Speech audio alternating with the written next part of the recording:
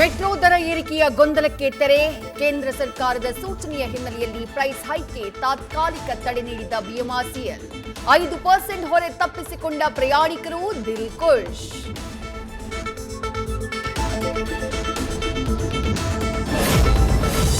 ಬೆಂಗಳೂರಲ್ಲಿ ನಿಲ್ತಾ ಇಲ್ಲ ಬಿಎಂಟಿಸಿ ಅಟ್ಟಹಾಸ. ಬ್ರೇಕ್ ಫೇಲ್ ಆಗಿದ್ರಿಂದ ಜನರ ಮೇಲೆಯೇ ನುಗ್ಗಿದ ಬಸ್.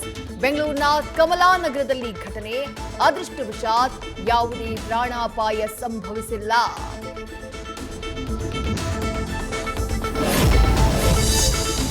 ಬೈಕ್ನಲ್ಲಿ ಬಂದು ಚಿನ್ನದ ಸರ ಕಸಿದು ಕಳ್ಳರು ಪರಾರಿ. ಸರ ಕದಿಯೋ ವೇಳೆ ಕುಸಿದು ಬಿದ್ದು ಮಹಿಳೆ ಸಾವು. ನೆಲಮಂಗಲ ಹೊರವಲಯದ ಹುಸ್ಕೂರು ಗ್ರಾಮದಲ್ಲಿ ಘಟನೆ.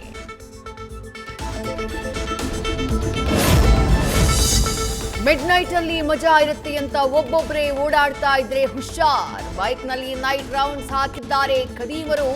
ಒಬ್ಬಂಟಿ ಹೂವಿನ ವ್ಯಾಪಾರಿ ವೃದ್ಧನ ಟಾರ್ಗೆಟ್ ಮಾಡಿ ಸುಲಿಗೆ. ಮಾಗಡಿ ರಸ್ತೆ ಪೊಲೀಸ್ ಠಾಣೆಯಲ್ಲಿ ಕೇಸ್.